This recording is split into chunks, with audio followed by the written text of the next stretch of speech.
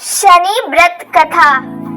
कई हजारों साल पहले स्वर्ग में 9 ग्रहों के बीच में एक सवाल को लेकर झगड़ा होने लगा। सवाल ये था, आखिर सबसे बड़ा है कौन? सारे ग्रह खुद को बड़ा कह रहे थे। होते होते बात इतनी बड़ी हो गई कि सबके बीच लड़ाई होने लगी। तभी इस बात का फैसला करने के लिए सभी ग्रहों ने इंद्रदेव के पास जाने का फैसला लिया। वहां पहुंचकर सबने एक स्वर में उनसे पूछा, आखिर हम सब में सबसे बड़ा कौन है? इस सवाल का जवाब इंद्रराज के पास भी नहीं था। इस बात को वो सुनते ही परेशान हो गए।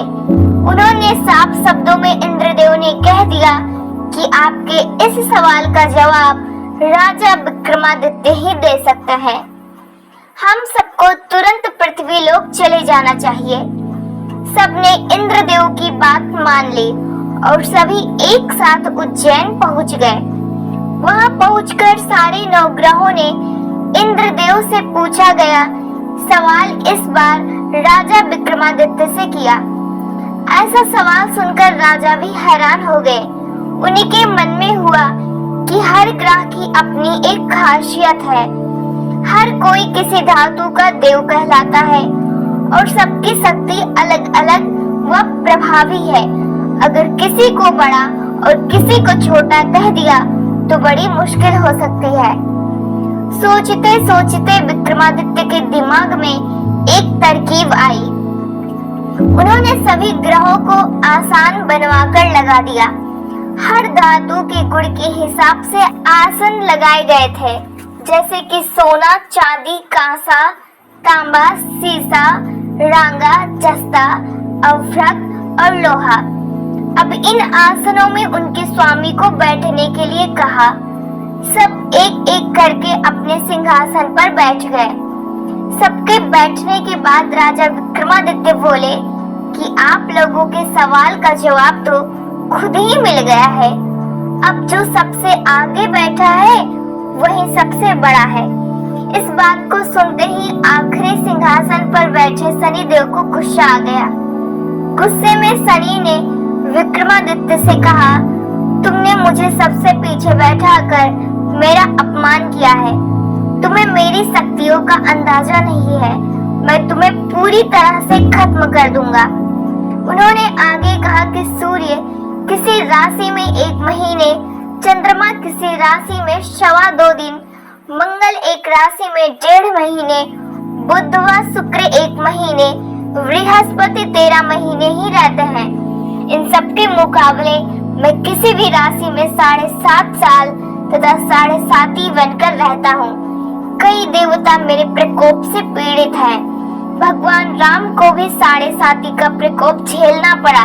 इसी वजह से वो जंगल गए थे।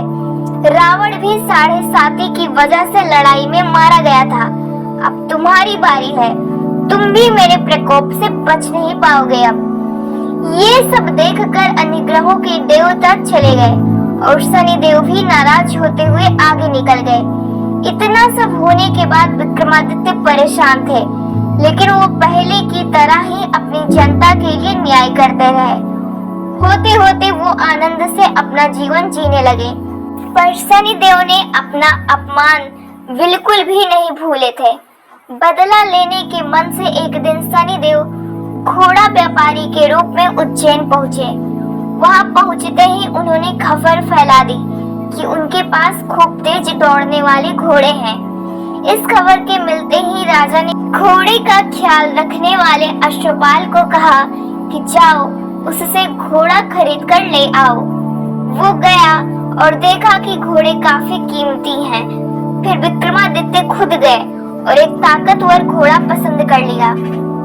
उसके बाद घोड़े की गति को देखने के लिए विक्रमादित्य उस घोड़े पर सवार होने लगे। तभी घोड़ा हवा में तेजी से दौड़ा और राजा को जंगल ले जाकर छोड़ दिया। जंगल से राजा अपने नगर वापस आने का रास्ता ढूंढने लगे। उन्होंने कई घंटों तक रास्ता ढूंढा, लेकिन उन्हें रास्ता नहीं मिला और वो भूखे प्यास से तड़फने लगे। कुछ ही देर में उन्हें एक चरवाहा दिखा। उससे राजा ने पानी मांगकर पी लिया और पानी के बदले में उसे अपनी सोने की अंगूठी दे दी। उसके बाद राजा रास्ता पूछते हुए एक नगर पहुंचे। वहां सामने ही राजा को एक सेठ की दुकान दिखी। वो कुछ देर के लिए वहां बैठकर उस सेठ से बातें करने लगे। उसी वक्त सेठ की दुकान की चीजें बहुत तेजी से बिकने लगी। सेठ को लगा कि राजा उसके लिए भाग्यशाली है, इसलिए वो उन्हें अपने घर खाना खिलाने के लिए ले गया। घर पहुंचकर सेठ कुछ देर के लिए राजा को एक कमरे में छोड़कर बाहर गया। वहां राजा ने एक खूंटी पर हीरे का हार लटका हुआ देखा। तभी एक घंटी बजी और देखते ही देखते खूंटी ने उस हार को निगल लिया।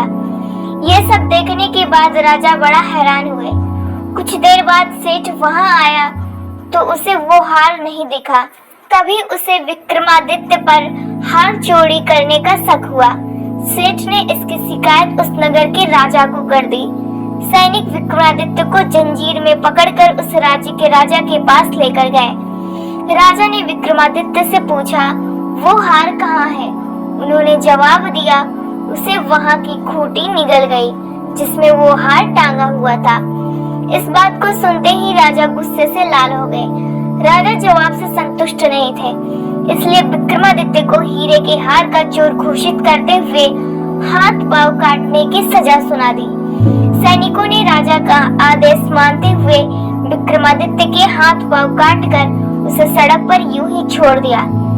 सड़क पर इस तरह से पड़े हुए विक्रमादित्य को कई दिन हो गए थे। एक दिन तेली को उन पर दया आई और उन्हें अपने घर लेकर चला गया। उन्हें बैल हाँकने वाले कोल्हू की जगह काम दिया। अब विक्रमादित्य रोज बैलों को आवाज देकर उन्हें हाँकते थे। रोज बैलों को हाँकने का काम करने पर विक्रमादित्य को बदले में खाना मिलता था। इसी तरह होते होते 7.5 साल बीत गए। 7.5 साल बाद जब 7.5 खत्म हुई तो वर्षा ऋतु शुरू हुई। विक्रमादित्य एक रात बादल और बारिश के राग वाले गाना जोर जोर से गा रहे थे। तभी उस नगर की राजकुमारी पास से ही गुजर रही थी। उसने वो गाना सुना और दासी को कहा कि पता लगाओ वो कौन है। दासी ने ठीक वैसा ही किया। वो कुछ देर बाद लौट कर आई और कहा कि वो एक राजा है जिसे हीरे का हार चुराने की सजा के रूप में अपंग कर दिया गया। राजकुमारी को उसका बादल बारिश के राग वाला गाना खूब पसंद आया था, इसलिए उसने अपंग राजा से शादी करने का फैसला लिया। इस बारे में जब राजकुमारी ने अपने माँ बाप को बताया तो उन्होंने इस रिश्ते से इनकार कर दिया। विक्रमादित्य के संगीत पर मोहित उस राजकुमारी ने जिद पकड़ लिया कि वो शादी करेगी तो विक्रमादित्य से ही, वरना वो अपने प्राण त्याग देगी। बेटी की जिद के आगे हार कर उन्होंने उसकी शादी विक्रमादित्य से करवा दी। शादी के बाद राजकुमारी भी विक्रमादित्य के साथ तेली के घर चली गई। विवाह की रात को ही विक्रमादित्य के सपने में शनिदेव आए और कहा कि अब तो तुम्हें मेरे प्रकोप का पता चल ही गया होगा। अपने दंड की सजा मैंने तुम्हें इस तरह से दी है। सपने में ही दुखी राजा ने शनिदेव से माफी मांगी और प्रार्थना करते हुए बोले, आपने मुझे जितना दुख दर्द दिया है उतनी किसी और को मत देना।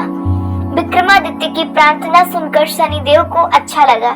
उन्होंने सपने में ही उन्हें बताया कि जो भी इंसान मेरी पूजा करेगा, मुझ पर ही मन लगाकर ध्यान करेगा, मेरी कथा सुनेगा, चींटियों को आटा खिलाएगा, वो मेरे प्रकोप से हमेशा बचा रहेगा।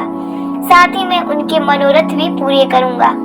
सपने में ये सब देखते ही विक्रमादित्य की नींद खुल गई और उनके हाथ पांव भी लौट आए थे। अपंगता से छुटकारा पाकर वो बहुत खुश हुए। उन्होंने मन से शनिदेव को धन्यवाद किया।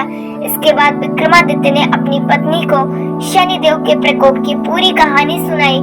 तभी सेठ को भी पता चला कि वो अपंग इंसान राजा विक्रमादित्य है। उसने दौड़कर राजा से माफी मांगी। राजा ने भी उसे माफ कर दिया क्योंकि उन्हें पता था कि ये सब कुछ शनिदेव की वजह से हो रहा था। सेठ ने दोबारा विक्रमादित्य को अपने साथ घर चलने के लिए कहा। वहाँ सब मिलकर खाना खा रहे थे। उसी समय एक और हार को खूंटी ने निगल लिया। इस दृश्य को सबने देखा और हैरान हो गए। कुछ देर बाद सेठ को अपनी करनी पर पछतावा हुआ और उन्होंने अपनी बेटी की शादी विक्रमादित्य से कर दी। विवाह में सेठ ने उन्हें खूब सारे आभूषण दिए। अब राजा विक्रमादित्य अपनी दोनों पत्नियों के साथ राज्य वापस पहुंचे। वहां धूमधाम से उनका स्वागत हुआ। अगले ही दिन विक्रमादित्य ने यह घोषणा कर दी कि सारे ग्रहों में सबसे श्रेष्ठ शनिदेव हैं। कहानी से सीख, किसी की भी ताकत को कम नहीं आंकना चाहिए।